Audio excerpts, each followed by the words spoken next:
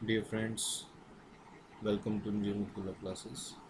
This is a revision notes, a quick revision notes for corporate and light laws director chapter. Exam से just पहले quick revision of the chapter director आज हम करने वाले हैं, which is applicable for November 2015 examination. I hope this will be helpful for you.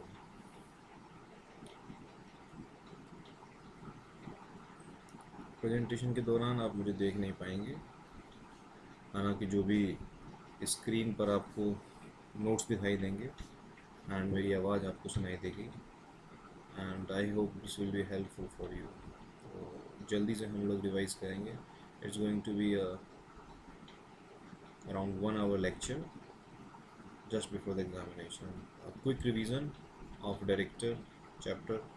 बहुत अच्छी weightage होती है इसकी एग्ज़ाम के अंदर, very good weightage in the examination, 30 marks तक का आता है और एग्ज़ाम वाले दिन काफ़ी टाइम कंज्यूम करता है, तो इसलिए हम क्विकली रिवाइज करेंगे।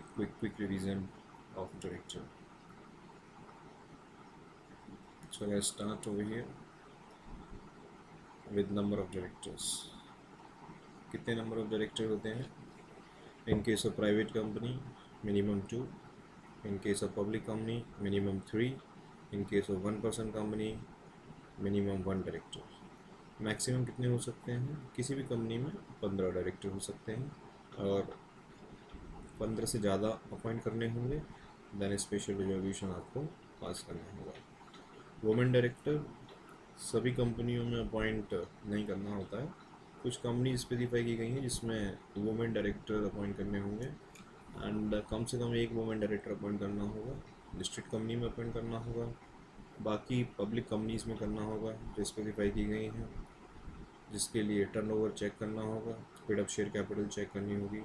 अगर पब्लिक कंपनी की पेड अप शेयर कैपिटल 100 करोड़ या उससे ज़्यादा है तो उसके अंदर वुमेन डायरेक्टर रखना कंपलसरी है, या फिर टर्नओवर 300 करोड़ या उससे ज़्यादा है तो वुमेन डायरेक्टर रखना कंपलसरी है। रेजिडेंट डायरेक्टर ऐसा डायरेक्टर जो कि इंडिया में रहता हो, हर कंपनी को अपॉइंट करना होगा एंड इंडिया में रहने का मतलब है 182 डेज, 182 दिन कम से कम इंडिया में रहे। पिछले कैलेंडर ईयर में चेक करेंगे, will check in the previous calendar year. ऐसे पर्सन को अगर अपॉइंट करेंगे जो प्रीवियस कैलेंडर ईयर में 182 दिन या उससे ज़्यादा रहा, देन रेजिडेंट डायरेक्टर आपने अपॉइंट किया, ये प्रोविज़न सेटिस्फाई हो जाएगा। स्मॉल शेयर होल्डर डायरेक्टर, छोटे शेयर होल्डर भी अपना डायरेक्टर अपॉइंट करवा सकते हैं। ऑप्शन लिस्टेड कंपनी को दिया गया, लिस्टेड कंपनी चाहे तो small share holder director appoint कर सकती है, खुद भी कर सकती है, या specified number of small share holder अगर रिक्वेस्ट करें कंपनी से तो कर सकती है। स्पेसिफाइड नंबर कितने हैं? 1000 स्मॉल शेयर होल्डर एप्लीकेशन में, या फिर 1/10 of the total number of small share holder which ever is lower, जो भी लोअर होगा कम से कम उतने स्मॉल शेयर होल्डर अगर एप्लीकेशन देंगे तो माना जाएगा कि वैलिड एप्लीकेशन है। एप्लीकेशन रजिस्टर्ड ऑफिस पर दी जाएगी and specified number of small share holder देंगे तो वैलिड एप्लीकेशन है and then the listed company में appoint the small share holder director. जो भी अपॉइंट होगा स्मॉल शेयर होल्डर डायरेक्टर लगातार 3 साल तक काम कर सकता है, उसके बाद रिटायर होगा, हालांकि री अपॉइंटमेंट के लिए एलिजिबल नहीं होगा। एक बार में एक स्मॉल शेयर होल्डर डायरेक्टर 2 कंपनियों में स्मॉल शेयर होल्डर डायरेक्टर बन सकता है, 2 से ज़्यादा कंपनियों में small share holder director at A time नहीं बन सकता है एंड रिटायर होने के बाद री अपॉइंट नहीं होगा किसी और कैपेसिटी में, अगले 3 साल तक एसोसिएट नहीं हो सकता है। इंडिपेंडेंट डायरेक्टर अपॉइंट करने की कंडीशन कुछ कंपनीज में स्पेसिफाई की गई है and those companies are listed company में आपके इंडिपेंडेंट डायरेक्टर अपॉइंट करना होगा, minimum 1/3 of the total number of directors total number of director में से 1/3 इंडिपेंडेंट डायरेक्टर होंगे। In case of other public company जो लिस्टेड नहीं है, उसमें 3 क्राइटेरिया दिए गए हैं। अगर कंपनी की कैपिटल जो पब्लिक कंपनी है 10 करोड़ या उससे ज़्यादा है, या फिर टर्नओवर 100 करोड़ या उससे ज़्यादा है, या फिर loan, debenture and deposits total जो आउटस्टैंडिंग है उसकी वैल्यू 50 करोड़ से ज़्यादा है, मोर देन 50 करोड़। तो ऐसी पब्लिक कंपनीज के अंदर भी जो लिस्टेड नहीं है बट इनमें से कोई एक क्राइटेरिया सेटिस्फाई करती है, इंडिपेंडेंट डायरेक्टर अपॉइंट करना कंपलसरी होगा, कम से कम 2। इन केस ऑफ लिस्टेड कंपनी 1/3। और कुछ कंपनीज में ऑडिट कमेटी अपॉइंट करना, कॉन्स्टिट्यूट करना कंपलसरी होता है। अगर लेट्स से ऑडिट कमेटी के जो प्रोविज़न है उसके मुताबिक आपको 4 इंडिपेंडेंट डायरेक्टर अपॉइंट करने हैं, and here the requirement is let's say minimum 2 करने हैं, then for audit committee independent director shall be 4 as per this section 149 subsection 4 read with rule 4 requirement is minimum 2 in case of specified public companies। then जो ज़्यादा requirement है वो follow करेंगे, यानी कि 4 director हमें अपॉइंट करने होंगे जो कि इंडिपेंडेंट होंगे। then in case of public company rotational non rotational director का अपॉइंट करने का ऑप्शन भी होता है। आप चाहें तो रोटेशनल डायरेक्टर अपॉइंट कर सकते हैं, नॉन रोटेशनल डायरेक्टर अपॉइंट कर सकते हैं। अगर ऐसा डिसीजन लिया जाएगा तो कम से कम 2/3 director 2/3 of the total strength shall be rotational. अगर 2/3 निकालते वक्त फ्रैक्शन आ जाता है that shall be round off to the next number. बाकी बचे हुए डायरेक्टर नॉन रोटेशनल होंगे। जितने भी रोटेशनल डायरेक्टर अपॉइंट किए जाएंगे उसमें 1/3 डायरेक्टर हर साल एनुअल जनरल मीटिंग में रिटायर होंगे। 1/3 निकालते वक्त अगर फ्रैक्शन आ जाता है तो नियरेस्ट नंबर लेंगे, और 2/3 निकालते वक्त अगर फ्रैक्शन आ जाता है तो नेक्स्ट नंबर लेंगे। नाउ जो टोटल स्ट्रेंथ है उसका 2/3 निकालना है। Total strength, total number of director calculate करते वक्त सेंट्रल गवर्नमेंट के डायरेक्टर, BIFR के director, special director of BIFR, nominee director of the financial institution जिनका अपना स्टैट्यूट है, additional director, alternate director and independent director, ये सभी काउंट नहीं करते हैं हम। यानी अगर किसी कंपनी में इनमें से कोई डायरेक्टर है तो उसको छोड़ दीजिए, बाकी जो बचे हुए डायरेक्टर्स हैं that is the total number of director, उसका 2/3 हम निकालेंगे। 2/3 जो भी होगा उतना रखना है या उससे ज़्यादा नंबर ऑफ डायरेक्टर रखना है। लेट्स से किसी कंपनी में 12 डायरेक्टर हैं तो उसका 2/3 8, कम से कम 8 रखने हैं रोटेशनल डायरेक्टर। 9 रोटेशनल रख सकते हैं, 10 भी रख सकते हैं, 11 भी रख सकते हैं, इवन सारे के सारे हम रोटेशनल डायरेक्टर रख सकते हैं। जो बाकी बचेंगे वो नॉन रोटेशनल हो जाएंगे।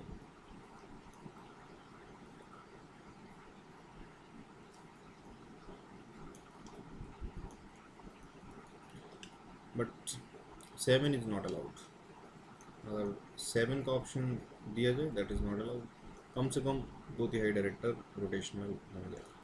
जो भी रोटेशनल डायरेक्टर कंपनी फिक्स करेगी उसमें से 1/3 डायरेक्टर हर साल एनुअल जनरल मीटिंग में रिटायर होंगे।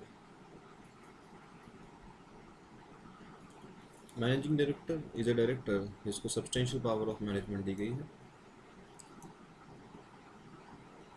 सब्सटेंशियल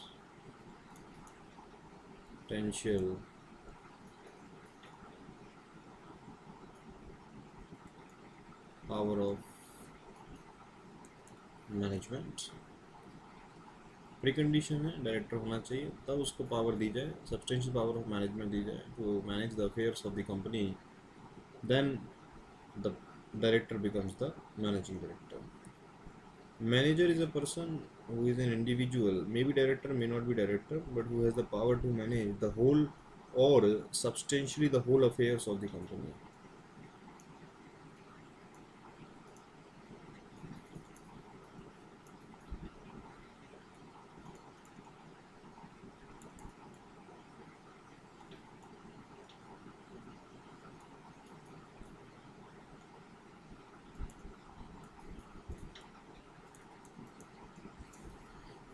So ऐसे पर्सन को जिसके पास power to manage the whole और सब्सटेंशियली द होल अफेयर्स है, मैनेजर कहते हैं। हो सकता है डायरेक्टर हो सकता है डायरेक्टर ना हो, therefore any individual.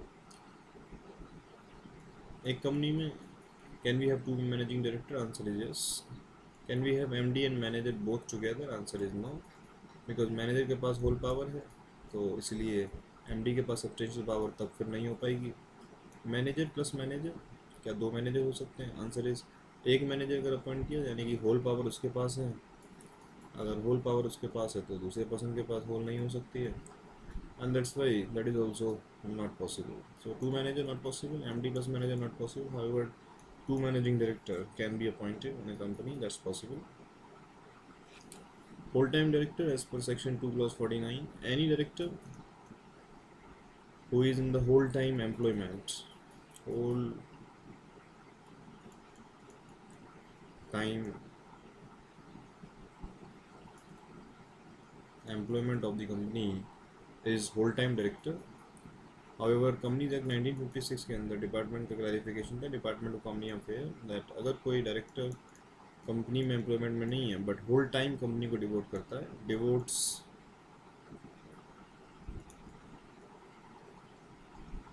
Whole time, then also the director shall be treated as whole time director. अगर कोई डेफिनेशन कंपनी एक्ट में नहीं दी गई है तो सरकार ने रूल्स बना के उसके लिए डेफिनेशन दी है, and the rules are companies specification of definition details rules 2014। Executive director definition देगी, executive director means a whole time director. Now we can say that whole time director is the executive director. Additional director, normally director का appointment share holder करते हैं in the annual general meeting, then they get retired in the annual general meeting, reappointed in the annual general meeting. But कभी अगर ज़रूरत पड़ती है बीच में, for example work burden बढ़ जाता है, तो बोर्ड ऑफ डायरेक्टर्स को भी पावर दी गई है। Directors are collectively called as board of director. Board of director को पावर दी गई है कि वो एडिशनल डायरेक्टर अपॉइंट कर सकते हैं। ऐसा करने के लिए आर्टिकल में अथॉरिटी होना जरूरी है। आर्टिकल में अथॉरिटी है तो board of director additional director appoint कर सकते हैं बोर्ड मीटिंग करके in the by passing board resolution, या बिना बोर्ड मीटिंग के बाय रिजोल्यूशन बाय सर्कुलेशन। ऐसा पर्सन जिसको शेयर होल्डर ने अपॉइंट नहीं किया है, who fails to get appointed in the general meeting, that means in the share holder meeting, after meeting ऐसे पर्सन को एडिशनल डायरेक्टर अपॉइंट नहीं किया जा सकता। 56 एक्ट में ये डिस्क्वालिफिकेशन नहीं होती थी, नए एक्ट में ऐड की गई है। जो भी एडिशनल डायरेक्टर अपॉइंट होगा नेक्स्ट एजीएम तक जाएगा, जब भी अपॉइंट होगा वहाँ से नेक्स्ट एनुअल जनरल मीटिंग तक काम करेगा, और अगर एजीएम नहीं होती है तो एजीएम कराने की जो लास्ट डेट है वहाँ तक काम करेगा। So the additional director shall retire on next date or shall hold the office up to the date of the next annual general meeting or the last date on which the annual general meeting should have been held, whichever is earlier. तो अगर AGM हो जाती है तो next AGM तक काम करेगा, नहीं होती है तो last date of holding the AGM retire हो जाएगा। इन एनी केस एजीएम हो तो रिटायर, नहीं हो तो last date of holding the AGM retirement होगा ही, चाहे एजीएम हो चाहे एजीएम ना हो, he shall retire. Alternate director, अगर कोई डायरेक्टर इंडिया से बाहर चला जाए फॉर 3 मंथ और मोर, तो उसके एब्सेंस में उसका काम करने के लिए बोर्ड ऑफ डायरेक्टर एक ऑल्टरनेट अपॉइंट कर सकता है। अगर पावर आर्टिकल्स में है या जनरल मीटिंग रिजोल्यूशन पास करके पावर मिल जाए तो ऑल्टरनेट डायरेक्टर अपॉइंट कर सकते हैं, बट अपॉइंटमेंट बोर्ड ही करेगा इन द बोर्ड मीटिंग और by passing resolution by circulation. जो भी अल्टरनेट एक पर्सन का, एक डायरेक्टर का कंपनी बन जाएगा, वो दूसरे डायरेक्टर का अल्टरनेट नहीं बन सकता है। दैट मीन्स एक पर्सन एक टाइम में एक कंपनी में एक ही डायरेक्टर का ऑल्टरनेट बन सकता है, सेकंड डायरेक्टर का ऑल्टरनेट नहीं बन सकता है। अगर किसी इंडिपेंडेंट डायरेक्टर का ऑल्टरनेट बनाना है तो ऑल्टरनेट डायरेक्टर भी इंडिपेंडेंट होना चाहिए। एंड टाइम कब तक काम करेगा, ओरिजिनल डायरेक्टर जैसे ही इंडिया वापस आएगा, रिटर्न्स टू इंडिया, तुरंत ऑल्टरनेट डायरेक्टर रिटायर हो जाएगा। और अगर ओरिजिनल डायरेक्टर रिटायर हो जाता है, इंडिया वापस नहीं आता है, तो let's say the original director does not return, original director India में रिटर्न नहीं होता है लेकिन उससे पहले उसका रिटायरमेंट हो जाता है, तो अल्टरनेट डायरेक्टर इंडिया में रिटायर हो जाता है। तो अगर वापस आ जाता है तो तुरंत ऑल्टरनेट डायरेक्टर रिटायर होता है, वापस नहीं आता है, और बाहर रहते हुए ही वो रिटायर हो जाता है, तो ऑल्टरनेट डायरेक्टर भी इंडिया में रिटायर हो जाता है। डायरेक्टर इन कैजुअल वैकेंसी, अगर कभी किसी डायरेक्टर की जगह खाली हो जाती है टाइम से पहले, इन case of public company section is applicable. A director who was appointed in general meeting, अगर जनरल मीटिंग में कोई डायरेक्टर अपॉइंट किया गया था एंड टाइम से पहले अगर उसका ऑफिस खाली हो जाता है, then this is called as casual excuse me, this is called as casual vacancy. And casual vacancy को board of director board meeting में फिल कर सकते हैं, एंड जो भी डायरेक्टर अपॉइंट किया जाएगा to fill the vacancy, that director is called as director in casual vacancy, जो कि रिमेनिंग पीरियड के लिए काम करेगा। जो बचा हुआ समय है ओरिजिनल डायरेक्टर का, जिसकी जगह खाली हुई है, उसकी जगह को वो कंटिन्यू करेगा एंड रिमेनिंग पीरियड के लिए कंटिन्यू करेगा। Nominee director, in case of a company taking financial assistance from the financial institution, and then as per any law, उनको कंपनी में जिसको लोन दिया है डायरेक्टर अपॉइंट करने की पावर मिलती है, या लोन एग्रीमेंट्स के थ्रू डायरेक्टर अपॉइंट करने की पावर मिलती है। तो ऐसे में जो इंस्टीट्यूशन है वो डायरेक्टर नॉमिनेट करते हैं, ताकि वो कंपनी फाइनेंस का इस्तेमाल स्पेसिफाइड पर्पस के लिए, जिसके लिए लोन लिया है उसी के लिए करे। इसको चेक करता है, मॉनिटर करेगा, एंड फाइनेंशियल इंस्टीट्यूशन के इंटरेस्ट का ध्यान रखने के लिए बेसिकली फाइनेंशियल इंस्टीट्यूट अपना एक नॉमिनी अपॉइंट कर सकता है, ईदर एज पर लॉ और because of loan agreement. Sometimes central government, state government is shareholder of a company, then they get the power to appoint a nominee, and then such directors are called as the nominee directors. So basically they are not elected, they are nominated by an outside institution or central government or state government, and then the board of director complete the formality by making appointment as per the article of the company. So formality है खाली, basically formality है.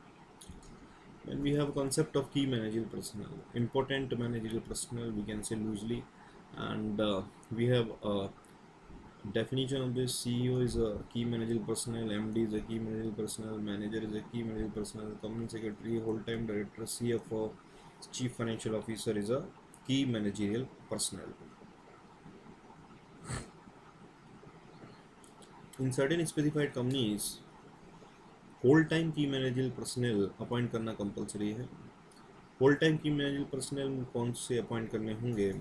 MD appoint कर सकते हैं, और CEO appoint कर सकते हैं, और मैनेजर, और इन तीनों में से कोई भी अपॉइंट नहीं कर पाते हैं, एंड एक होल टाइम डायरेक्टर अपॉइंट करना कंपलसरी है, एंड कंपनी सेक्रेटरी अपॉइंट करना कंपलसरी है, एंड सीएफओ अपॉइंट करना कंपलसरी है। तो पॉइंट नंबर 1 में से कोई एक, एंड सीएस एंड सीएफओ। ना कौन सी कंपनी में अपॉइंट करना है? तो लिस्टेड कंपनी में अपॉइंट करना होगा, एंड अदर पब्लिक कंपनी में अपॉइंट करना होगा जिसकी कैपिटल 10 करोड़ या उससे ज़्यादा है। Now this is applicable for point number 1 and 3, that's point number 1 and point number 3. For point number 2 we have a separate limit, separate companies.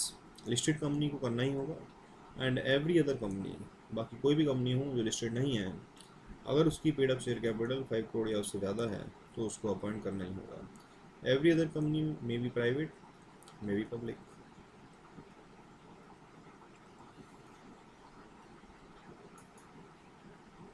Can we say, और we can say that हर कंपनी में private public आपके company secretary appoint करना होगा अगर capital 5 crore या उससे ज़्यादा है, एंड लिस्टेड कंपनी में तो करना ही है।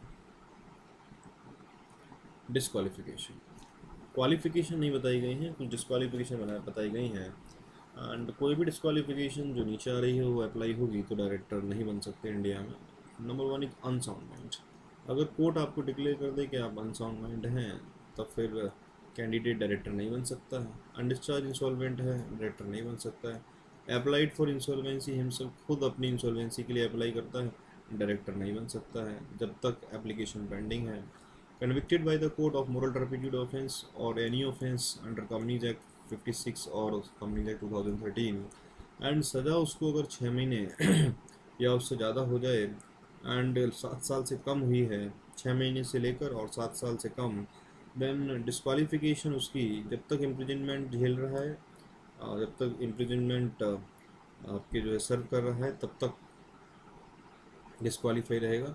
एंड 5 इयर्स उसके बाद भी, यानी बाहर आने के बाद 5 साल और डिस्क्वालीफाई होगा। तो अगर 3 साल की इम्प्रिजनमेंट हो तो 3 year plus 5 year is equal to 8 year is total disqualification. लेकिन अगर सज़ा 7 साल या उससे ज़्यादा की हो जाती है तब लाइफ टाइम डिस्क्वालिफिकेशन है, कभी भी फिर डायरेक्टर नहीं बन सकता है। कोर्ट का ऑर्डर आए या ट्रिब्यूनल ऑर्डर पास करे, ट्रिब्यूनल जब बन जाएगा ऑपरेशनलाइज हो जाएगा तो वो भी ऑर्डर पास कर सकता है, डिस्क्वालीफाई कर सकता है। And then director shall be disqualify, person shall be disqualified, जिसके लिए कोर्ट ऑर्डर पास करे। Non payment of call money, अगर कॉल मनी ड्यू है और पे नहीं करते और 6 महीने निकल जाते हैं, 6 महीने या उससे ज़्यादा निकल जाते हैं तो फिर पर्सन डिस्क्वालीफाई हो जाता है, डायरेक्टर नहीं बन सकता है। Conviction under related party transaction as per section 188, कोई भी रिलेटेड पार्टी ट्रांजेक्शन जो सेक्शन 188 के मुताबिक करना होता है अगर नहीं किया गया है और दोषी पाए जाते हैं then director concern person disqualify हो जाएगा। एंड जो डायरेक्टर बनना चाहता है वो नेक्स्ट 5 ईयर तक डिस्क्वालीफाई रहेगा। तो यहाँ डिस्क्वालिफिकेशन 5 ईयर्स के लिए होती है। नो डिन, अगर डिन नहीं है तो फिर आप डायरेक्टर नहीं बन सकते। Subsection 2 of section 164 gives 2 more counts. One is defaulting filing the financial statement for continuously financial year or default in filing the annual return for continuous 3 financial year. Director become disqualified for a period of 5 years for reappointment in the defaulting company and for appointment in any other company. Default in payment of certain amounts for a period of 1 year or more. Amounts are dividend, deposits, interest on deposits, redemption of debenture, interest on debenture. इनमें से कोई भी अगर payment की due date पर नहीं होती है, यानी कि ड्यू डेट पर पेमेंट नहीं होती है तो पेमेंट में डिफ़ॉल्ट है। And if that default continues for 1 year और मोर देन डिस्क्वालिफिकेशन स्टार्ट होती है for a period of 5 year for reappointment in the defaulting company and for appointment in any other company. जो ground of disqualification specify किए गए हैं इसमें से जो ground clause D, E and G में दिए गए हैं इन ऑर्डर्स के खिलाफ अपील की जा सकती है। Clause D, moral turpitude offence और an offence under companies act 56/2013, और clause E, the order of court और tribunal disqualifying the person to become the director, and clause G that is the related party transaction. तीनों case में जो भी order आएगा court का उस order के खिलाफ अपील कर सकते हैं। एंड अपील करने के लिए दो बार आपको परमिशन है। फर्स्ट टाइम अपील कर सकते हैं विदिन 30 डेज, डिस्क्वालिफिकेशन स्टार्ट नहीं होगी। अगर अपील में हार जाते हैं सेकंड टाइम अपील कर सकते हैं विदिन 7 डेज, डिस्क्वालिफिकेशन स्टार्ट अभी नहीं होगी। सेकंड टाइम अगर अपील डिसमिस हो जाती है, हार जाते हैं, देन डिस्क्वालिफिकेशन स्टार्ट होगी। तो in case of D, E and G, that is moral turpitude offense, court order, court or tribunal order, and in case of G, that is related party transaction, अगर convict किया गया है तो तुरंत disqualification start नहीं होगी, it will be subject to appeal, first appeal within 30 days. And if loses first appeal then जिस दिन फर्स्ट अपील लूज करेंगे वहाँ से 7 डेज में सेकंड अपील फाइल कर सकते हैं। And then if second appeal is also lost then second appeal जिस दिन डिसमिस होगी, लॉस्ट हो जाएगी, वहाँ से डिस्क्वालिफिकेशन स्टार्ट होगी। जो डिस्क्वालिफिकेशन के ग्राउंड सेक्शन 164 में दिए गए हैं, इसके अलावा अगर कोई एक्स्ट्रा ग्राउंड या additional ground of disqualification specify करने हैं तो प्राइवेट कंपनी कर सकती है, पब्लिक कंपनी नहीं कर सकती है। वेकेशन के कुछ ग्राउंड नीचे दिए गए हैं। इन ग्राउंड्स में से कोई भी ग्राउंड अगर अप्लाई होगा तो डायरेक्टर का ऑफिस वेकेट हो जाएगा एंड माना जाएगा कि ऑफिस खाली हो गया है। First ground is disqualified under section 164। अगर सेक्शन 164 के अंदर डिस्क्वालीफाई हो जाते हैं तो ऑफिस आपके विकेट हो जाएगा। Second is absent from all board meeting during a period of 12 months. अगर डायरेक्टर 12 महीने के अंदर जितनी भी बोर्ड मीटिंग होती हैं कोई भी अटेंड नहीं करता है तो ऑफिस विकेट हो जाएगा, वेदर विद और विदाउट लीव ऑफ एब्सेंस, चाहे लीव ऑफ एब्सेंस हो या ना हो। If he is absent from all the 12 meeting from all the meetings held during the 12 month, तब फिर डिस्क्वालीफाई, तब फिर ऑफिस उसका विकेट हो जाएगा। Then acts in contravention of section 184। 184 is regarding interested director.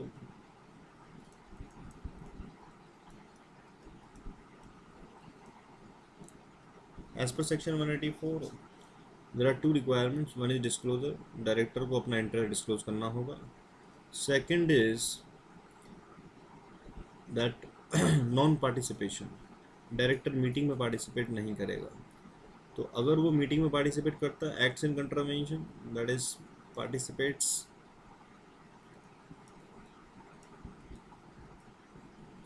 Meeting में पार्टिसिपेट करता है, ऑफिस विकेट हो जाएगा। डिस्क्लोजर ही नहीं करता है, दैट मीन्स बताता नहीं है कि वो इंटरेस्टेड है, देन ऑल्सो ऑफिस उसका विकेट हो जाएगा। Disqualified by an order of court और ट्रिब्यूनल, अगर कोर्ट या ट्रिब्यूनल का ऑर्डर आए और उससे डिस्क्वालीफाई कोर्ट कर दे या ट्रिब्यूनल डिस्क्वालीफाई कर दे तो ऑफिस विकेट हो जाएगा अगर पहले से डायरेक्टर है। मोरल रेपिट्यूड ऑफेंस या कंपनीज एक्ट का ऑफेंस एंड सज़ा 6 महीने या उससे ज़्यादा की हो जाती है तो भी ऑफिस विकेट होगा, even if appeal is filed. अगर अपील कर देते हैं तो भी आपके ऑफिस विकेट होगा ही, हालांकि डिस्क्वालिफिकेशन नहीं लगती है।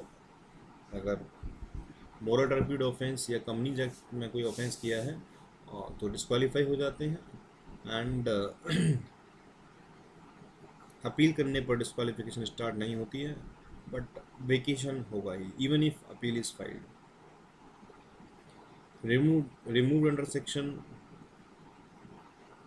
Under any section of the companies act 2013, अगर कंपनीज एक्ट के किसी भी सेक्शन में हटा दिए गए हैं तो भी ऑफिस विकेट माना जाएगा। And then appointment in the holding company or in the subsidiary company or in the associate company, and because of such appointment he becomes a director in the company, then on cessation of such offices in the holding company, subsidiary company, associate company, the office of director shall also be vacated।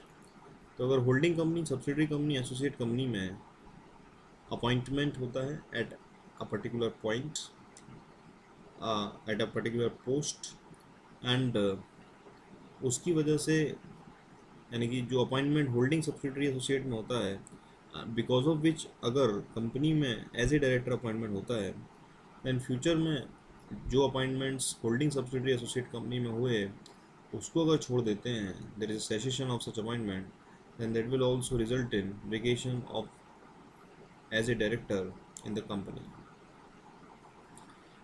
या simple language में कह सकते हैं कि जो appointment की वजह से डायरेक्टर बने वो अपॉइंटमेंट अगर आप छोड़ देते हैं तो डायरेक्टर की पोस्ट भी छूट जाती है। Appointment in which company, in holding company, subsidiary company, associate company, because of which director in company, then in future leaving these appointment is equal to also leaving the post of director। तो कोई office अगर hold करते हैं in the holding subsidiary associate and because of which company में director बनते हैं तो बाद में वो ऑफिस छोड़ने पर कंपनी में डायरेक्टर की पोस्ट भी आपके विकेट हो जाती है।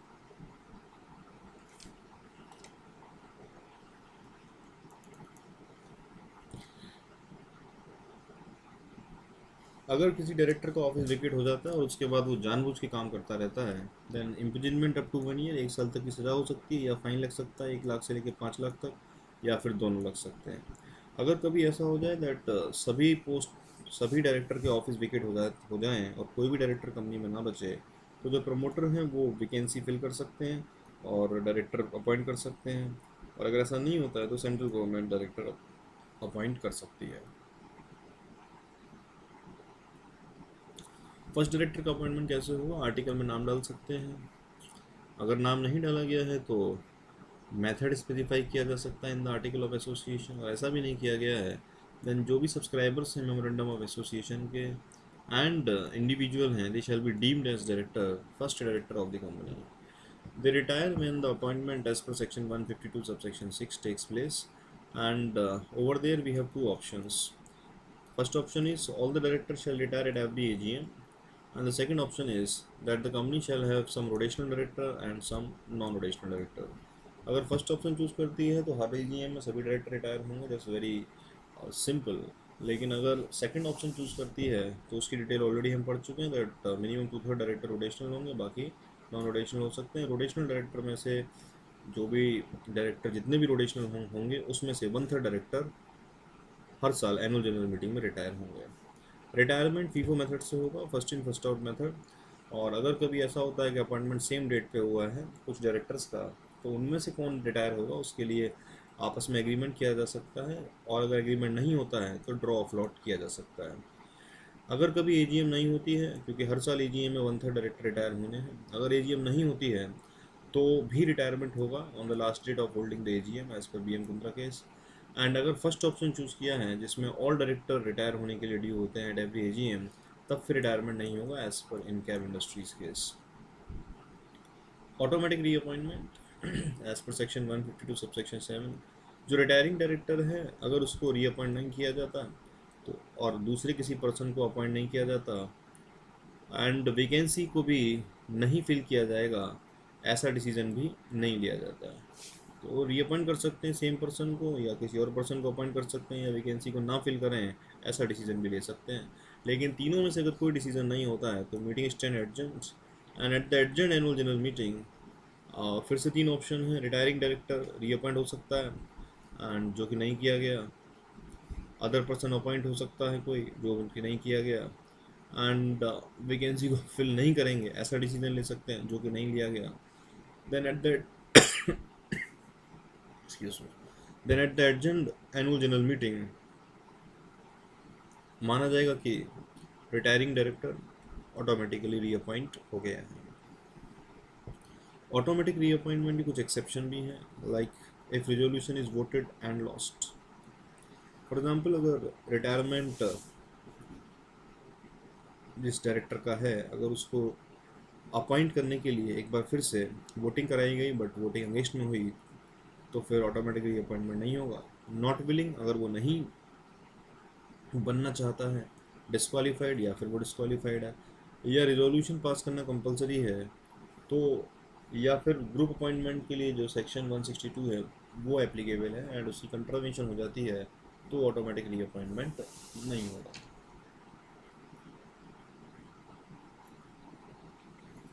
डायरेक्टर बनने के लिए जनरल मीटिंग में अदर देन रोटेशनली रिटायरिंग डायरेक्टर जो 1/3 कैटेगरी में रिटायर हो रहे हैं, रोटेशनली रिटायर हो रहे हैं, they are eligible for reappointment. उनके अलावा अगर कोई और पर्सन डायरेक्टर बनना चाहता है तो 14 डेज पहले जनरल मीटिंग से अपना कैंडिडेचर देगा. 1 लाख रुपए की सिक्योरिटी जमा करनी होगी एंड कंपनी फिर सभी मेंबर्स को इन्फॉर्म करेगी at least 7 days before the general meeting. General meeting होगी, डिस्कशन होगा, रेजोल्यूशन पास किया जाएगा. पास हो जाता है तो डायरेक्टर अपॉइंट हो जाएगा. लेकिन अगर अपॉइंट नहीं हो पाता है एंड 25% से ज़्यादा उसे वोट नहीं मिलते हैं, तब फिर 1 लाख रुपए का जो सिक्योरिटी अमाउंट है दैट विल बी फॉरफिटेड, उसको फॉरफिट कर दिया जाएगा. However in case of section 8 company, that is non profit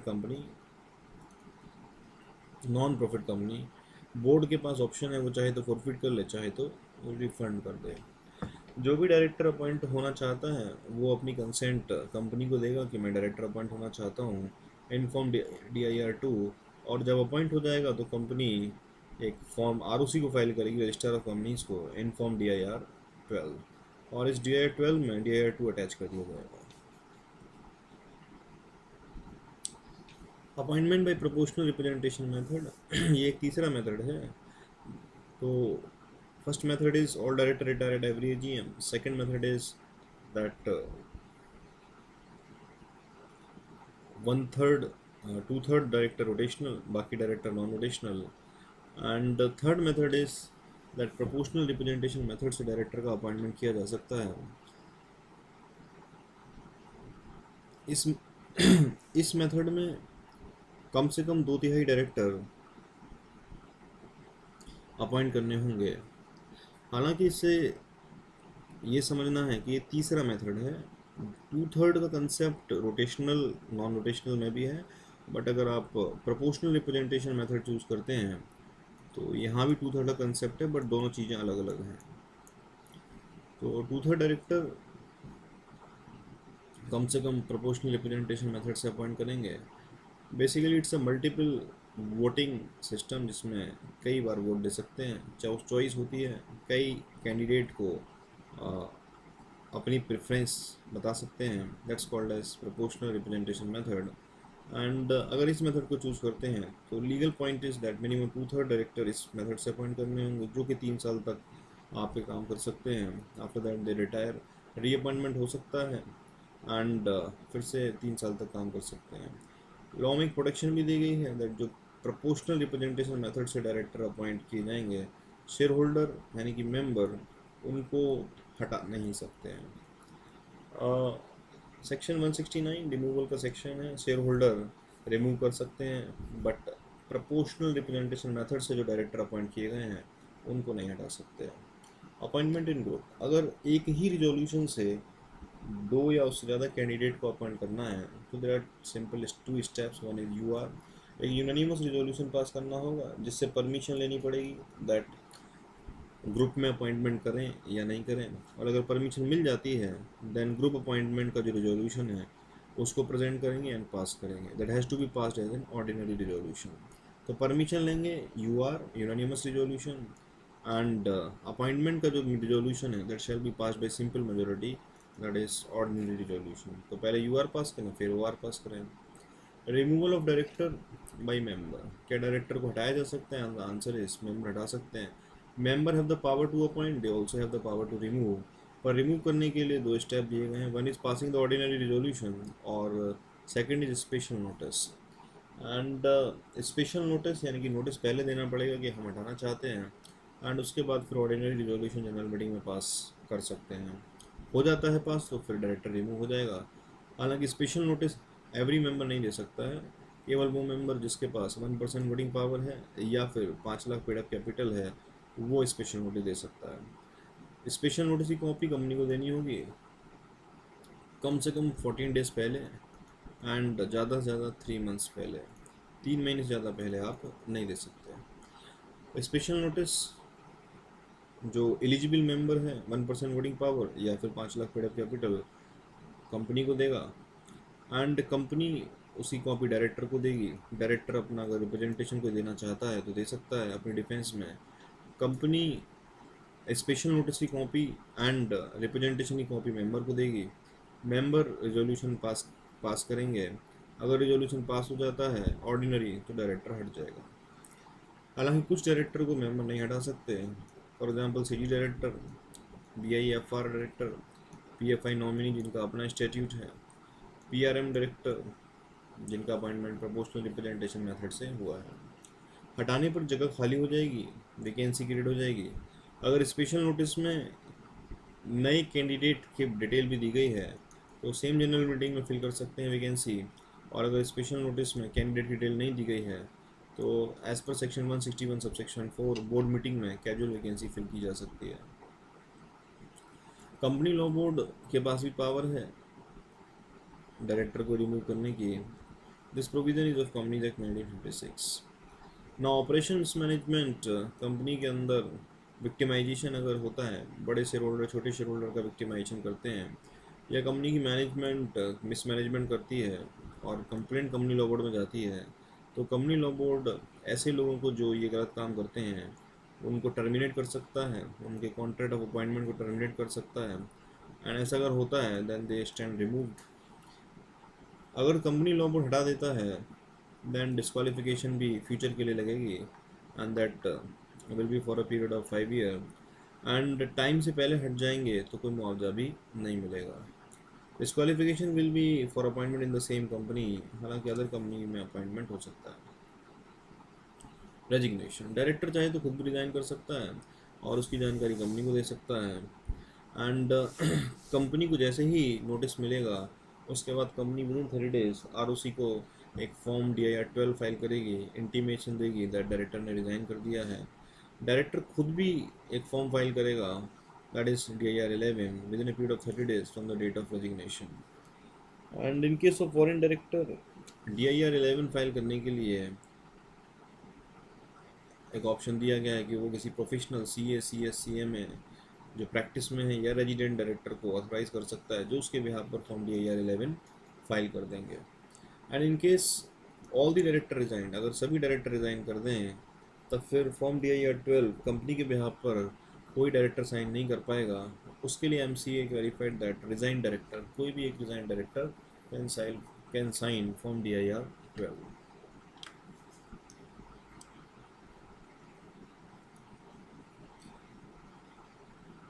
appointment of MD whole time director manager, अगर MD whole time director manager बनना चाहते हैं तब फिर कुछ एक्स्ट्रा डिस्क्वालिफिकेशन है which are given under section 196 sub section 3। उम्र की डिस्क्वालिफिकेशन है एज 21 ईयर या उससे ज़्यादा होना चाहिए, 70 साल से कम होना चाहिए। 70 साल या उससे ज़्यादा ही कैंडिडेट को अपॉइंट करना है तो स्पेशल रिजोल्यूशन पास करके कर सकते हैं। अनडिस्चार्ज इंस्टॉलमेंट नहीं होना चाहिए, इंस्टॉलमेंट नहीं होना चाहिए at any point of time. Suspended payment, अपना क्रेडिटर का पेमेंट सस्पेंड ना किया हो।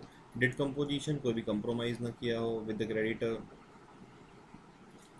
Convicted by the court of an offence, अगर कोर्ट ने किसी ऑफेंस में कन्विक्ट किया जिसमें इम्प्रिजनमेंट 6 महीने से ज़्यादा की हुई तब फिर ऐसा candidate MD whole time director manager नहीं बन सकता, और अगर पहले से बना हुआ है तो उसका ऑफिस वेकेट हो जाएगा। अपॉइंटमेंट के लिए MD whole time director manager के अपॉइंटमेंट के लिए देयर आर 2 ऑप्शंस, या तो सेंट्रल गवर्नमेंट के अप्रूवल से अपॉइंट कर सकते हैं या फिर अपॉइंटमेंट नहीं लेना, अप्रूवल नहीं लेना चाहते हैं तो शेड्यूल 5 के मुताबिक अपॉइंटमेंट कर सकते हैं। CG अप्रूवल लेने के लिए MR-2 फॉर्म फाइल करना होगा एंड टाइम लिमिट 90 डेज़ की दी गई है। विद इन 90 डेज़ अपॉइंटमेंट के 90 डेज़ के अंदर MR-2 फाइल कर सकते हैं। उसके बाद CG अप्रूवल दे सकती है या डिसअप्रूव भी कर सकती है। अगर CG के अप्रूवल नहीं लेना चाहते तो अपॉइंटमेंट कर लें और शेड्यूल 5 के मुताबिक अपॉइंटमेंट करें एंड सेंट्रल गवर्नमेंट को इंटीमेट करें in form MR-1 with in 60 days. Schedule 5 में कुछ एक्स्ट्रा कंडीशन भी दी गई हैं, लाइक 16 एक्ट दिए गए हैं, कंपनीज एक्ट, SEBI, सिका, SCRA, income tax, wealth tax, excise, customs, industrial development regulation, IDRA and competition act, FEMA, foreign exchange management act, foreign trade development regulation act, essential commodities act, prevention of food adulteration act, prevention of money laundering act, Indian stamps act, जिसके अंदर 1000 रुपये से ज़्यादा का fine या फिर any imprisonment, कोई भी अगर इम्प्रिजनमेंट हुई है तब फिर कैंडिडेट बिना CG अप्रूवल के MD whole time director manager नहीं बन सकता। COFEPOSA, conservation of foreign exchange and prevention of smuggling activities act, इसके अंदर अगर हिरासत में लिए गए हैं, डिटेंशन हुआ है तो बिना CG अप्रूवल के MD whole time director manager नहीं बन सकते।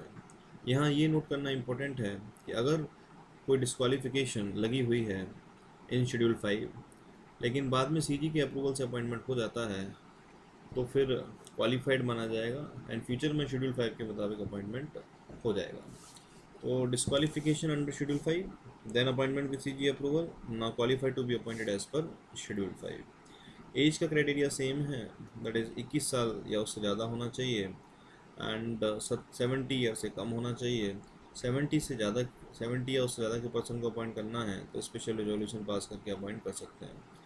अगर एक से ज़्यादा कंपनियों में ऑफिस होल्ड करता है एज ए मैनेजरियल पर्सन तब फिर एक कंपनी से जो मैक्सिमम लिमिट रेम्यूनरेशन की एप्लीकेबल है उस तक ही अमाउंट लिया जा सकता है, दोनों कंपनियों से एग्रीगेट अमाउंट नहीं लिया जा सकता है।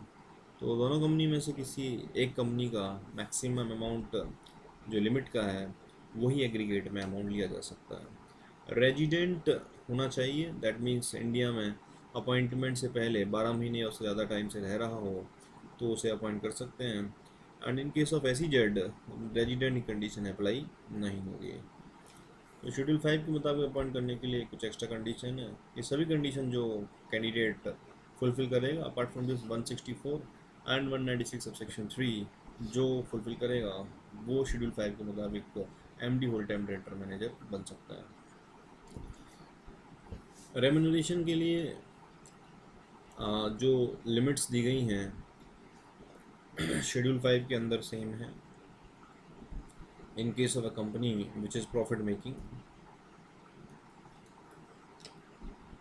But in case the company जो loss making company, then cap remuneration कितना पे किया जा सकता है उसकी लिमिट अलग से दी गई है।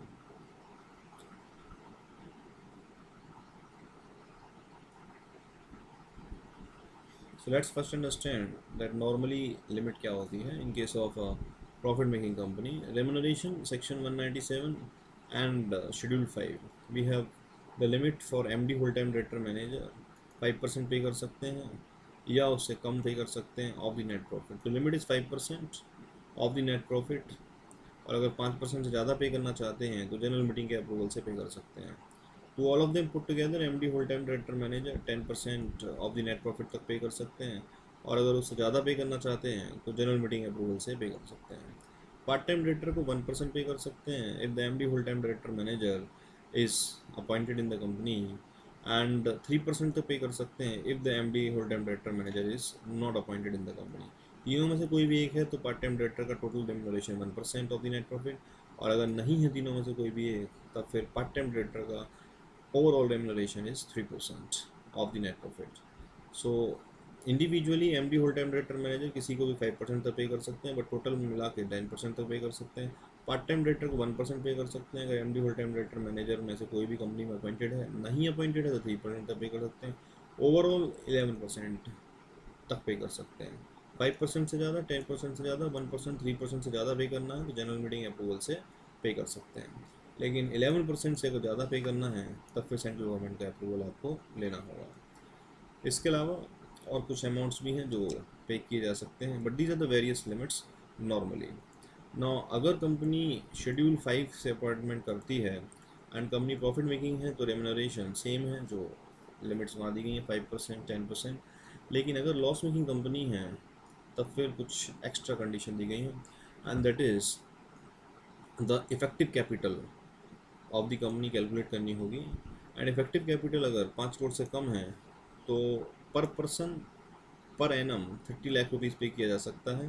5 करोड़ से ज़्यादा, 5 करोड़ से लेकर एंड 100 करोड़ से कम है, यानी कि 5 करोड़ और more but less than 100 crore, then 42 lakh per person per annum. 100 crore और more but less than 250 crore, then 60 lakh per person per annum. And 250 crore और मोर इफेक्टिव कैपिटल अगर है तो 60 lakh plus 0.01% of the effective capital which is more than 250 crore. And ऐसा करने के लिए आपको 2 कंडीशन सेटिस्फाई करनी होंगी, 2 कंडीशंस, और अगर इससे भी ज़्यादा पे करना चाहते हैं तो आपको डबल तक पे कर सकते हैं, दैट इज़ 60 लाख तक पे कर सकते हैं। 42 का डबल 84 लाख तक पे कर सकते हैं। 60 लाख का डबल 120 लाख तक पे कर सकते हैं। And 60 lakh plus 0.01% of effective capital more than 250 crore का double 120 crore plus 0.02% of the effective capital more than 250 crore तक पे कर सकते हैं। उसके लिए 3 कंडीशन। पहली 2 कंडीशन है बोर्ड ऑफ डायरेक्टर का अप्रूवल, और अगर कंपनी में नॉमिनेशन रेम्यूनरेशन कमेटी है तो एनआरसी का अप्रूवल आपको लेना होगा। And second condition is no default for a continuous period of 30 days or more in the payment of debenture, interest on debenture, deposit, interest on deposit. So debenture, interest on debenture, deposit, interest on deposit in the preceding financial year. तो पिछले financial year में specified amounts की payment में default ना हुआ हो for continuous period of 30 days और more, and the last condition is special resolution. अगर 2 कंडीशन सेटिस्फाई कर देते हैं तब फिर ये लिमिट्स तक पे की जा सकती है, और अगर डबल तक पे करना है तो स्पेशल रेजोल्यूशन भी पास करना होगा। तीनों कंडीशन सेटिस्फाई करके डबल तक पे कर सकते हैं। So for example if the question gives that the effective capital is 4 crore then 30 lakh per person, let's say 1 MD is there, then 30 lakh rupees can be paid per annum by satisfying 2 condition. और अगर आपके 60 लाख तक पे करना है तो 3 कंडीशन सेटिस्फाई करनी होंगी। Third condition is passing the special resolution. इसके अलावा अगर कोई डायरेक्टर जो क्राइटेरिया इस पैराग्राफ में दिए गए हैं वो सेटिस्फाई कर देता है तो उसको हम 2.5% of the current relevant profit पे कर सकते हैं, या फिर डबल यानी कि 5% of the current relevant profit तक रेम्यूनरेशन पे कर सकते हैं। Condition, 2 condition for 2.5 and 3 condition for 5%, and condition same है। Director should not be security holder of the company of a value more than 5 lakh और more. 5 lakh या उससे ज़्यादा value का सिक्योरिटी होल्डर नहीं होना चाहिए, या एम्प्लॉय नहीं होना चाहिए। Not a director, not related to director और promoter at any time during the 2 years. पिछले 2 साल में कभी भी कनेक्टेड नहीं होना चाहिए। 2 साल prior to his appointment. Then we can say that up to 2.5% of the current relevant profit by satisfying 2 conditions, and up to 5% of the current relevant profit by satisfying 3 conditions. Conditions are same. इसके अलावा कुछ extra payments भी किए जा सकते हैं। Any other company, अगर company पे नहीं कर पा रही है तो किसी और कंपनी से पे कराया जा सकता है सब्जेक्ट टू सर्टेन कंडीशंस। अगर नई कंपनी है तो वो नई कंपनी पे कर सकती है for a period of 7 year up to double of the above limits. जो लिमिट्स ऊपर दी गई हैं उसके डबल तक पे कर सकते हैं।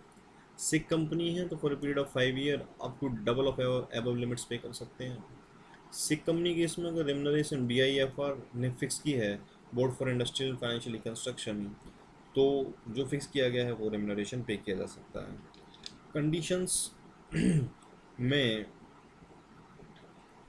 क्रेडिटर से नो ऑब्जेक्शन सर्टिफिकेट एक लेना होता है, and they do not have any certificate, they do not have any objection, कोई ऑब्जेक्शन नहीं है। और इस बात का सर्टिफिकेट एक प्रोफेशनल से लेना होगा दैट क्रेडिटर को कोई ऑब्जेक्शन नहीं है, एंड क्रेडिटर के पेमेंट में कोई डिफ़ॉल्ट भी नहीं है। इसका सर्टिफिकेट भी जो प्रोफेशनल है उससे लेना पड़ेगा। That can be taken from the auditor, company के ऑडिटर से ले सकते हैं, या अगर कंपनी में कंपनी सेक्रेटरी है तो उससे ले सकते हैं, otherwise company secretary in practice से ले सकते हैं।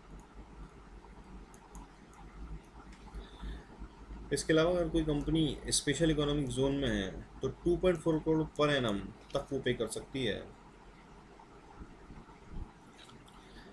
एंड कंडीशन है कि उसने इंडिया में पब्लिक को शेयर डिबेंचर इशू ना किए हों, या फिर deposit debenture, interest on deposit and debenture के पेमेंट में किसी भी फाइनेंशियल ईयर में डिफ़ॉल्ट उसने ना किया हो। तो दोनों चीज़ें हैं, एंड ना तो इंडिया में पब्लिक को डिबेंचर शेयर इशू किए हों और ना ही स्पेसिफाइड अमाउंट्स के पेमेंट में डिफ़ॉल्ट हुआ in any financial year, and company SEZ में है तो 2.4 करोड़ पर एनम तक वो पे कर सकती है, but that is only when the company is in SEZ। Appointment in more than one company, क्या एक पर्सन को एक से ज़्यादा कंपनियों में MD बनाया जा सकता है? एंड द आंसर इज बना सकते हैं, दो कंपनी में बना सकते हैं। Condition is that already he is the MD और manager in one company only. Second condition is उसके अपॉइंटमेंट के लिए स्पेसिफिक नोटिस दिया जाए जिसमें बताया जाए कि ये बोर्ड मीटिंग एक ऐसे कैंडिडेट को अपॉइंट करने के लिए की जा रही है जो ऑलरेडी किसी कंपनी के अंदर MD है या मैनेजर है, एंड उसके अपॉइंटमेंट के लिए consent of all director present, जितने भी बोर्ड मीटिंग में डायरेक्टर प्रेजेंट है वो सभी कंसेंट दें, तो ऐसे कैंडिडेट को MD बनाया जा सकता है अगर ऑलरेडी किसी और कंपनी का MD है या मैनेजर है। Now we can say if he is already a MD, then we can appoint the MD. If he is already a manager, then we can appoint the MD. Now we can say that a person can become simultaneously the managing director of 2 companies, or he can become the manager in one company and the managing director in the other company.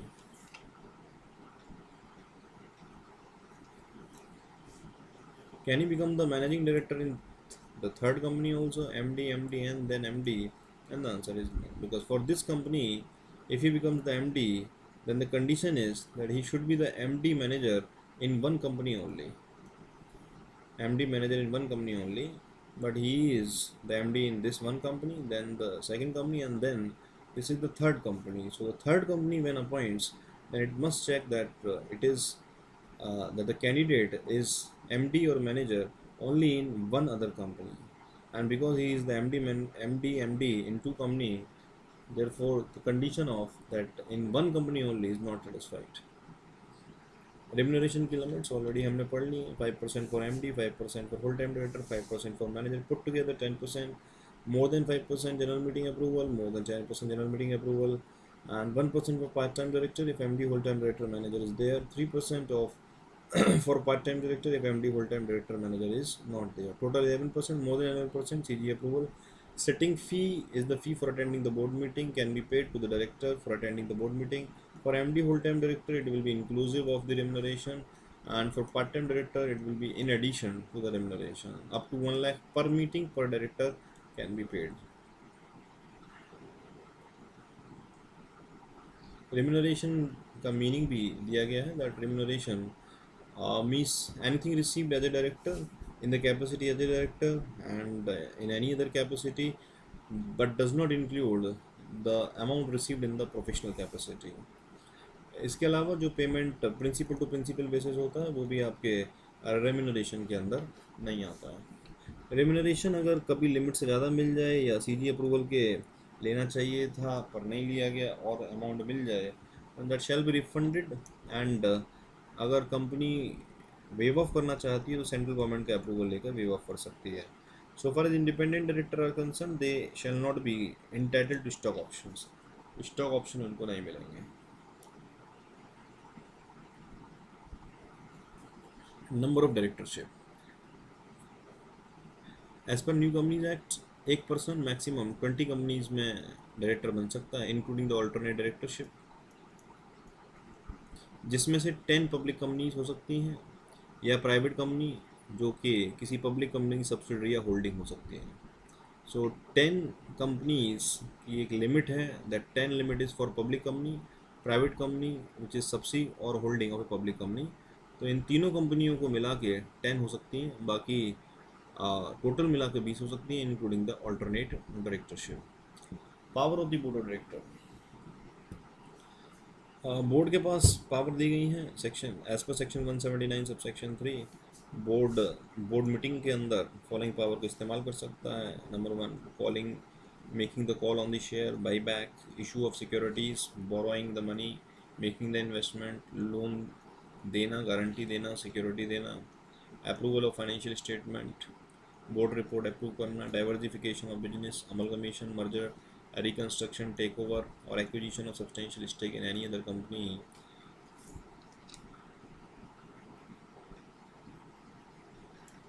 and certain other matters.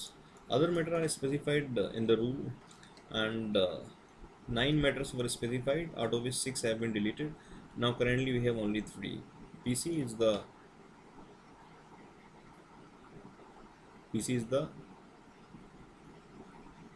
political contribution. Political contribution करने के लिए board resolution pass करना होगा। Appointment और removal of की managerial personal, board resolution pass करना होगा। Approval of internal auditor and secretarial auditor, इसके लिए भी आपके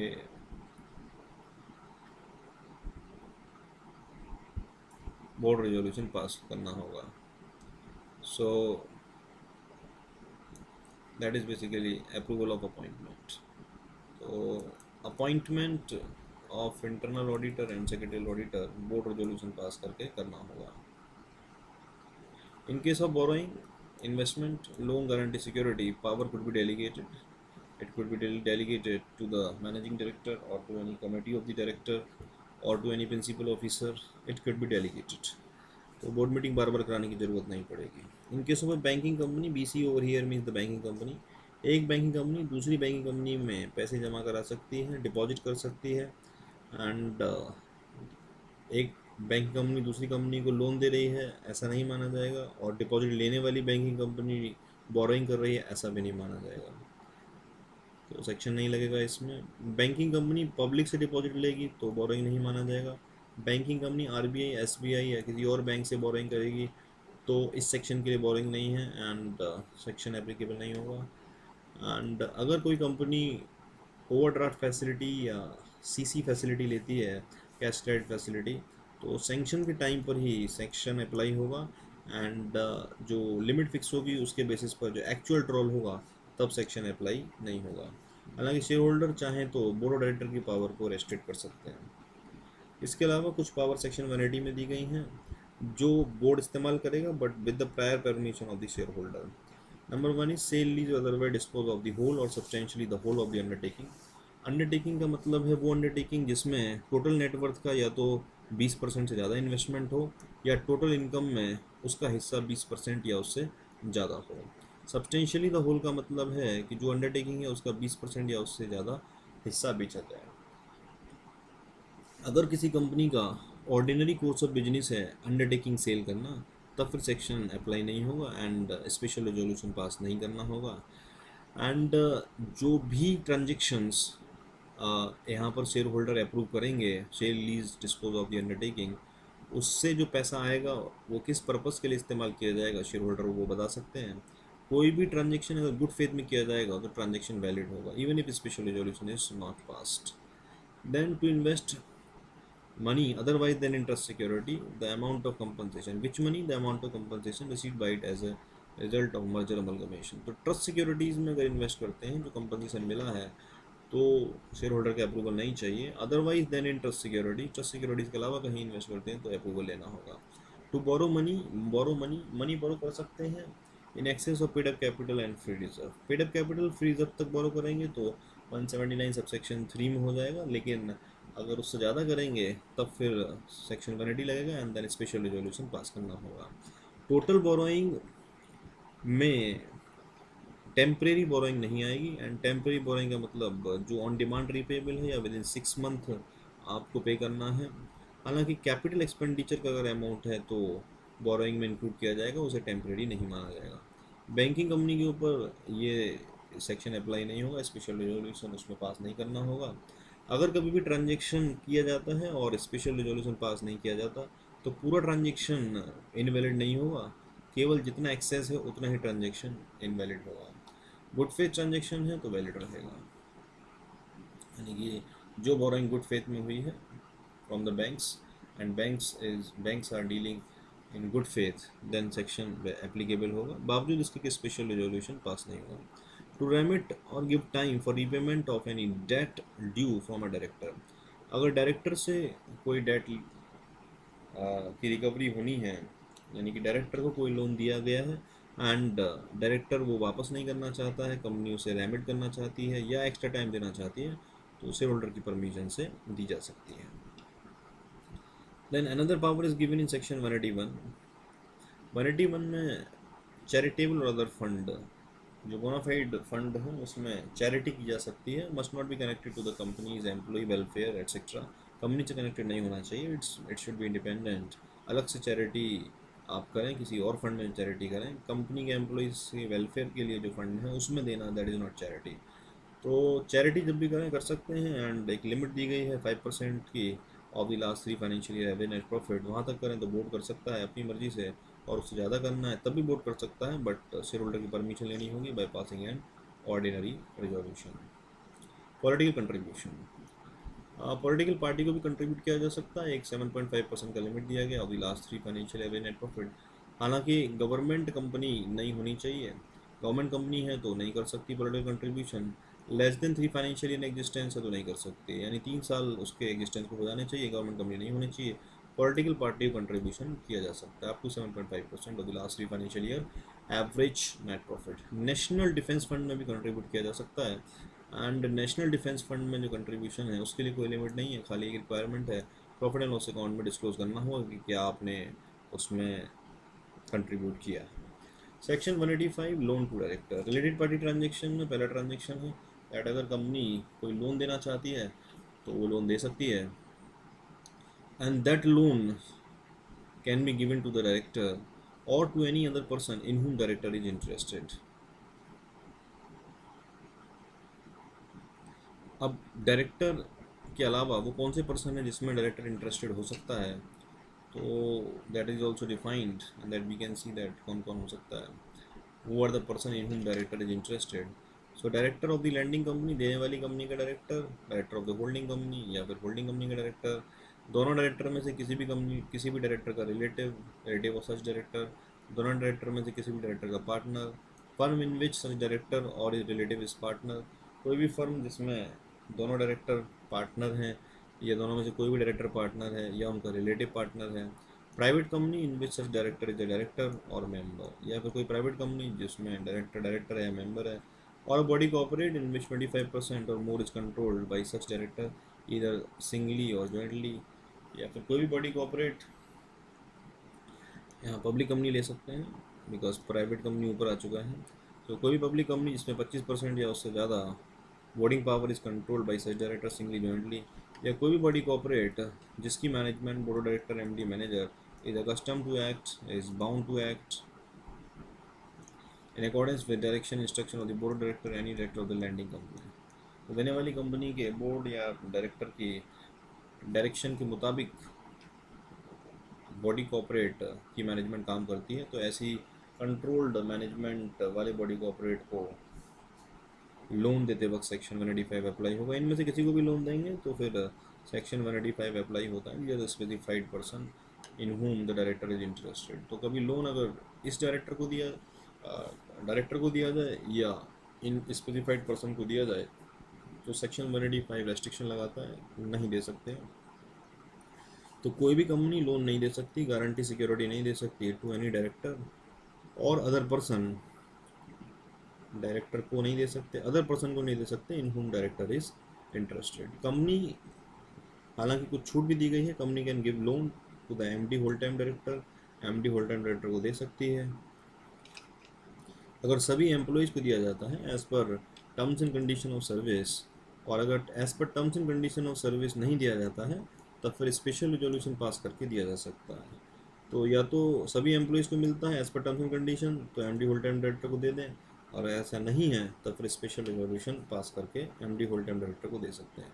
इसके अलावा इन केस ऑफ बैंकिंग कंपनी या वो कंपनी जिनका ऑर्डिनरी कोर्स ऑफ बिजनेस है लोन गारंटी सिक्योरिटी देना, तो वो दे सकते हैं। एंड ध्यान रखेंगे rate of interest shall not be less than the rate specified by the reserve bank of India. इसके अलावा रूल में बताया गया है कि अगर कोई कंपनी अपनी सब्सिडरी कंपनी को गारंटी सिक्योरिटी दे रही है तो वो दे सकती है, या फिर कोई कंपनी अपनी होल्डी ओन्ड सब्सिडरी को लोन गारंटी सिक्योरिटी देना चाहती है तो दे सकती है। तो स्पेसिफाइड कंपनी है and connection holding company subsidiary company का है तो होल्डिंग कंपनी गारंटी सिक्योरिटी दे सकती है, या फिर होल्डी ओन्ड सब्सिडरी का है तो लोन भी दे सकती है।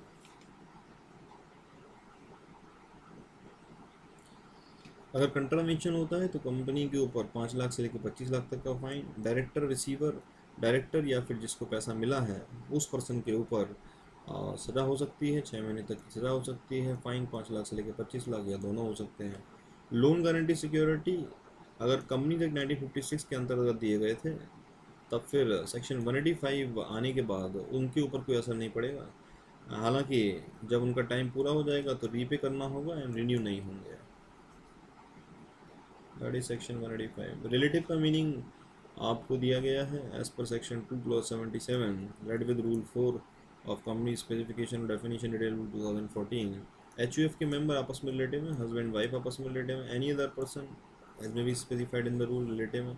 रूल में बताया गया father including step father, mother including step mother, brother including step brother, sister including step sister, son including stepson, daughter is relative, stepdaughter is not specified, son's wife is relative, daughter's husband is relative.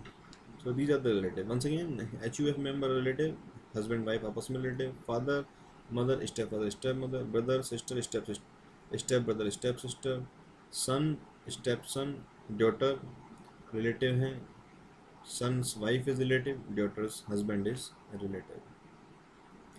एक related party की definition और दी गई है। Related party किसी भी company के लिए उसका डायरेक्टर रिलेटेड पार्टी है, डायरेक्टर का रिलेटेड पार्टी है, की मैनेजर पर्सन रिलेटेड पार्टी है, उसके रिलेटेड पार्टी हैं, फर्म जिसमें डायरेक्टर या मैनेजर या फिर रिलेटिव पार्टनर है, प्राइवेट कंपनी जिसमें डायरेक्टर मैनेजर या उसका रिलेटिव मेंबर है या डायरेक्टर है, public company in which director manager is a director and holds along with his relative more than 2% of its paid up share capital.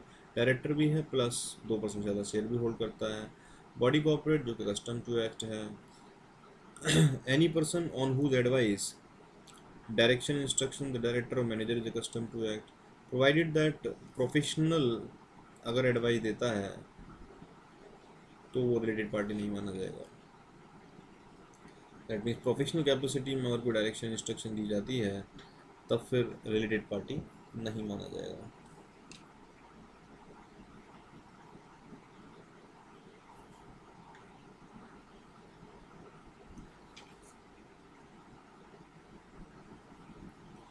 And any company which is holding company, यानी कि holding company किसी भी company की holding, उसकी subsidiary, उसके associate and subsidiary of the holding company to which it is also subsidiary. That means कोई भी company के लिए उसकी होल्डिंग, उसकी एसोसिएट, उसकी सब्सिडरी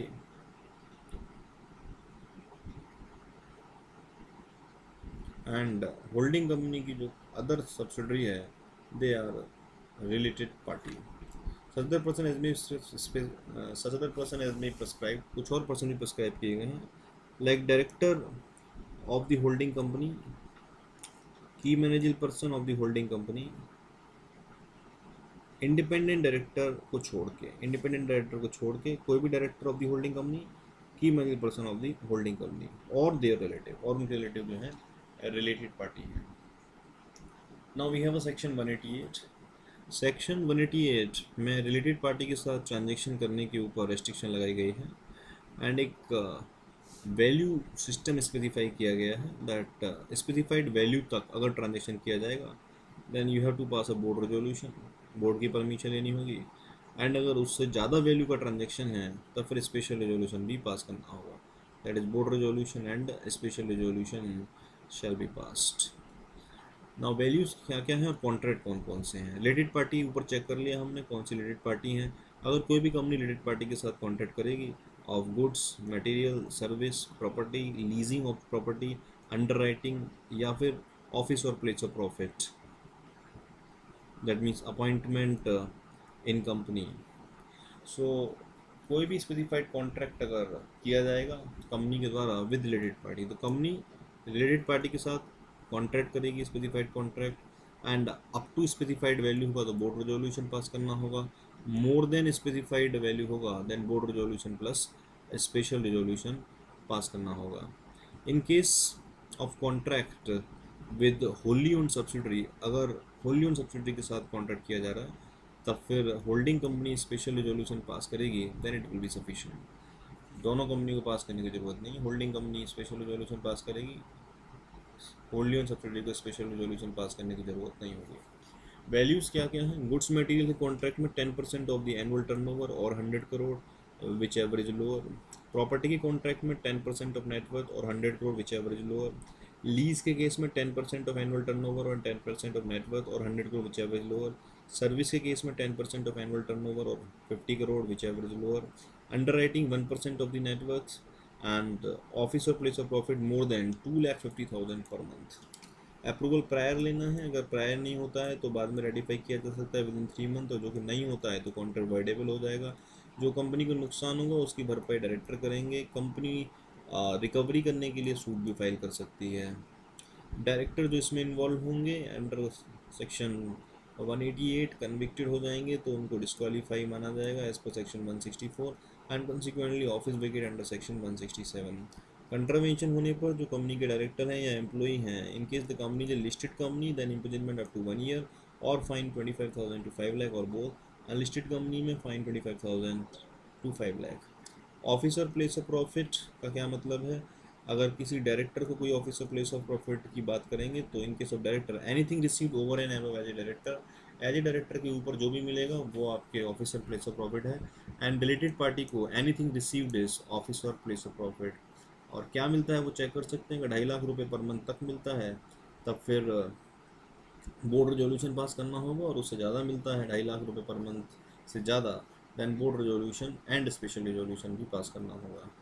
अगर कोई related party transaction companies act 1956 के अंतर्गत किया गया था सेक्शन 188 का उसके ऊपर कोई असर नहीं पड़ेगा। हालांकि अगर उसको मॉडिफाई करना है या बाद में रिन्यू करना है तो एज पर सेक्शन 188 किया जा सकता है।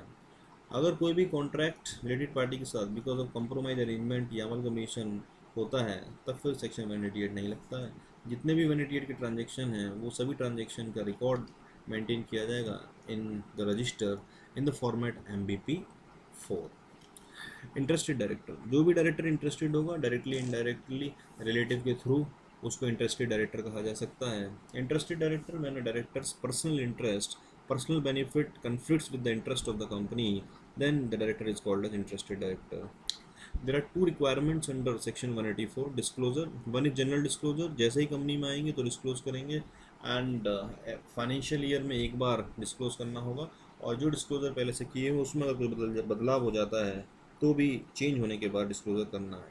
At the first board meeting attended as a director, then every financial year में at the first board meeting and जो डिस्क्लोजर कर चुके हैं उसमें अगर कुछ चेंज हो जाता है तो फर्स्ट बोर्ड मीटिंग में आपको डिस्क्लोज करना होगा।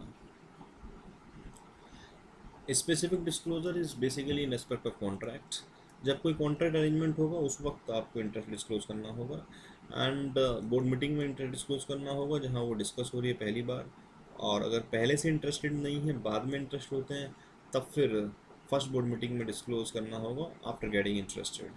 हालांकि अगर कॉन्ट्रैक्ट अगर किसी कंपनी के साथ हो रहा है और उसमें डायरेक्टर की शेयर होल्डिंग 2% से ज़्यादा नहीं है तब फिर इंटरेस्ट डिस्क्लोज नहीं करना है।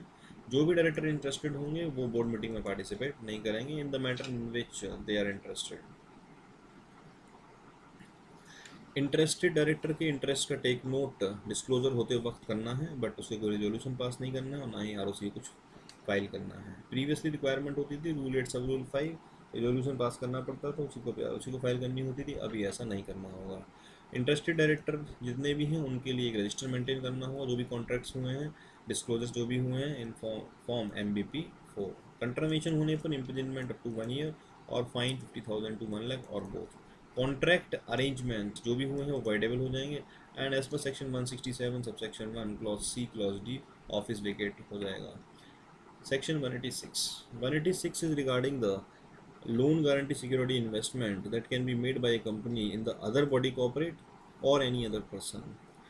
अब यहाँ पे भी एक अमाउंट एक लिमिट दी गई है। लिमिट निकालने का तरीका है 60% of paid up capital plus free reserve plus securities premium account और 100% of free reserve and securities premium account which ever is higher. जो हायर अमाउंट आएगा वो लिमिट है। लिमिट अगर करना चाहते हैं तो यूनानिमस बोर्ड रेजोल्यूशन पास करना होगा, consent of all director present, और अगर उससे ज़्यादा करना चाहते हैं लोन गारंटी सिक्योरिटी इन्वेस्टमेंट तो फिर स्पेशल रेजोल्यूशन पास करना होगा। जो देने वाली कंपनी है लोन गारंटी सिक्योरिटी इन्वेस्टमेंट देने वाली कंपनी है एंड अगर वो लोन गारंटी सिक्योरिटी इन्वेस्टमेंट करना चाहती है और अप टू लिमिट करना चाहती है तो unanimous board resolution, consent of all director present at the board meeting, and उससे ज़्यादा करना चाहती है तो स्पेशल रेजोल्यूशन पास करना होगा। हालांकि अगर loan guarantee security investment Holi own subsidiary में किए जाते हैं या उसको दिए जाते हैं तो स्पेशल रेजोल्यूशन पास करने की ज़रूरत नहीं है,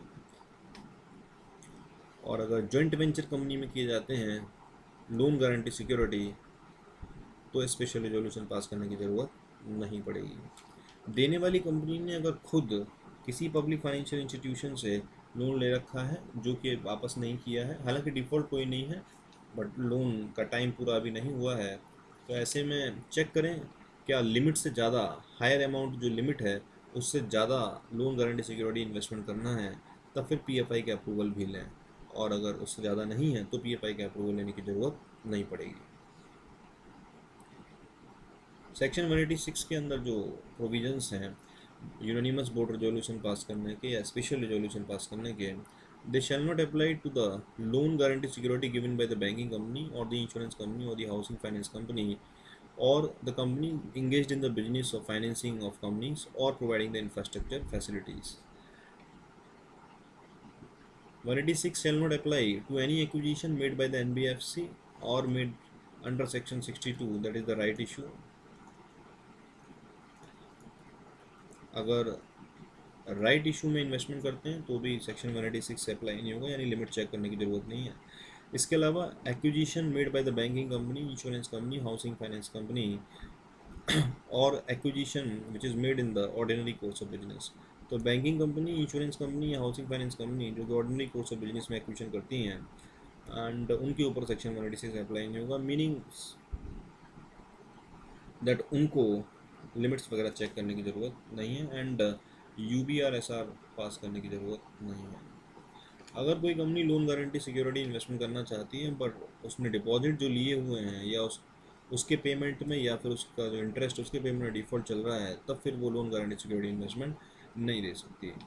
जो भी company loan guarantee security investment करना चाहती है वो कर सकती है।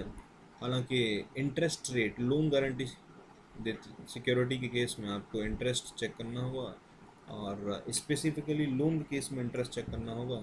The rate of interest shall not be less than the prevailing yield of 1 year, 3 year, 5 year और 10 year government security closest to the tenor of the loan. तो government security का जो रेट ऑफ इंटरेस्ट है या yield है उससे कम rate of interest नहीं होना चाहिए।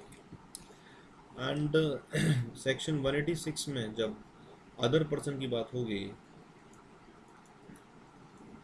तो क्वेश्चन एक अराइज होता है इसमें, क्या एम्प्लॉइज़ को भी कवर किया जाएगा? क्या एम्प्लॉइज़ को लोन देते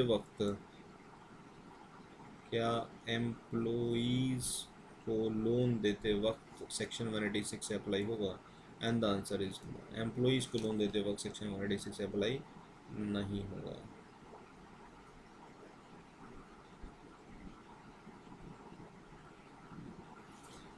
Section 186 is not applicable on loan advances given to employees other than MD whole-time director covered by Section 185.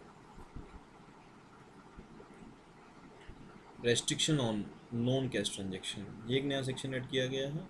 Non cash transaction अगर कंपनी करती है with the director of the company और it's holding company और associate company और subsidiary company, तो company का director या holding company का डायरेक्टर या एसोसिएट कंपनी का डायरेक्टर, सब्सिडरी कंपनी का डायरेक्टर कंपनी के साथ कोई नॉन कैश ट्रांजेक्शन करता है या इन डायरेक्टर है कोई पर्सन कनेक्टेड कंपनी के साथ नॉन कैश ट्रांजेक्शन करता है, तो उसके लिए शेयर होल्डर से परमिशन लेनी होगी और कंपनी अपनी जनरल मीटिंग में ऑर्डिनरी रिजोल्यूशन पास करेगी। लेकिन अगर होल्डिंग कंपनी का डायरेक्टर है या उसका पर्सन कनेक्टेड है तो कंपनी तो पास करेगी ही, साथ में आपकी होल्डिंग कंपनी भी ऑर्डिनरी रिजोल्यूशन पास करेगी। कंपनी का डायरेक्टर की मैनेजर पर्सनल कंपनी के, होल्डिंग कंपनी के, सब्सी कंपनी की, एसोसिएट कंपनी के शेयर डिवेंचर में फॉरवर्ड डीलिंग नहीं करेगा। अगर करता है तो up to 2 year imprisonment, fine 1 lakh रुपए तक लग सकता है, 1 लाख रुपए से लेकर 5 लाख रुपए तक लग सकता है या फिर दोनों लग सकते हैं। प्रोहिबिशन ऑन इनसाइडर ट्रेडिंग, 195 एक नया सेक्शन ऐड किया गया है। इनसाइडर ट्रेडिंग जो लोग करते हैं इंटरनल इन्फॉर्मेशन के बेसिस पर जो ट्रेडिंग करते हैं, that is called as insider trading and the information is non public, public के पास नहीं होती है and that is absolutely prohibited. अगर ऐसा करते हैं तो 5 साल तक की सज़ा हो सकती है या फिर फाइन लग सकता है 5 लाख से लेकर 25 करोड़ रुपए तक और 3 times the amount of profit made out of the insider trading which ever is higher और विद बोथ। तो सज़ा भी हो सकती है, फाइन भी लग सकता है, दोनों हो सकता है। I hope this presentation would be beneficial to all of you and I wish you all the very best. This was a quick revision and this will be useful to you people before the examination. It's approximately a 1 hour lecture, so thank you very much and I wish you all the luck, all the luck. Thank you very much for giving your precious time during the classes. Thank you very much. If you find this presentation useful, then share this presentation, this video with your friends and make them take the benefit. For regular class, detail can be had over here. This is the detail of the upcoming batches at New Medical Law classes and thank you very much. I hope you will get benefited with this video. Thank you.